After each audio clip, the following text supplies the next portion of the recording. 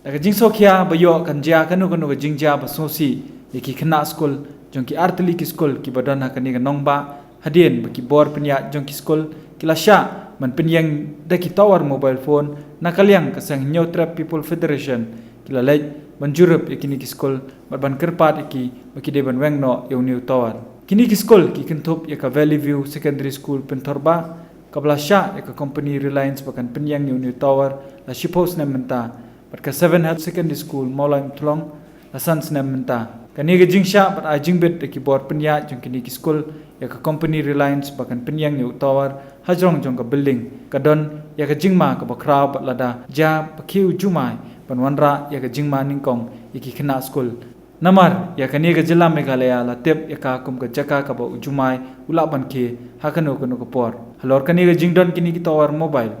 bat ru hadian ka jing ujor na ki kimi ki pa nakaliang kasang HPF hapo jingelam ba tingshan lapang kalalej banjurep yakini ki school bat bandawa bade banweng no sendon yakini ki tower halor kani ulay thu basyan kasang kansalej ban ujor show deputy commissioner ka East Khasiels halor kani ka jingle pe an kani ka company ban bo ki tower haki school kat bana kaliang ka headmistress jong ka Valley View Secondary School pentorba ka kong EL Pira kalai thu mai kani ka jingete kular ka company kan kut mentau snem Ndai kampat la banitu bakin chan man penyang biang unit tower hajrong jong ka school. Hadin bangila yo ka jing ujor na ki mi ki pa jing kina school. Udon unit tower hang ni ulong ka jing ma ka bakrau ha. Ya hadin bangila ya perkhat sani ba ngilap ba kalong illegal shisha bat ka bu jing ma ki kina. Mar unit tower lada penyang hang ni napait kam i hap setia bat ka jing khia ju ka long siapa palat. Tikini la penken kawai kila penken ya ka Department of Telecommunication juga Central Government kala dep ban pha ban order ban la kom no di ban yo jing bit shwa ban di ban examine shwa ban set up uno yang no tawar haki jing kisam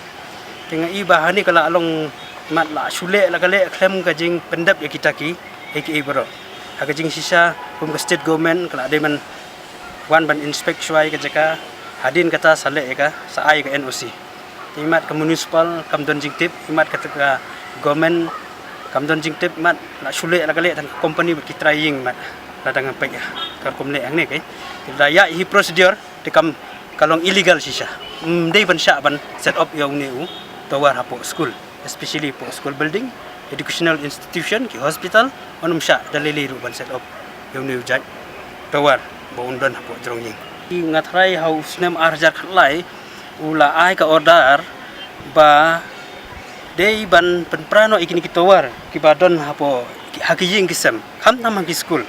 namar balada kimbyang katkum ka guidelines jong ka Department of Telecommunication kata kamut bakin anyhow baki dei ban penpra be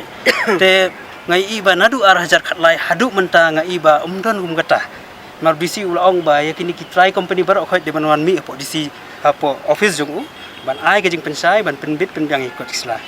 te lada ngatrai lada kum gani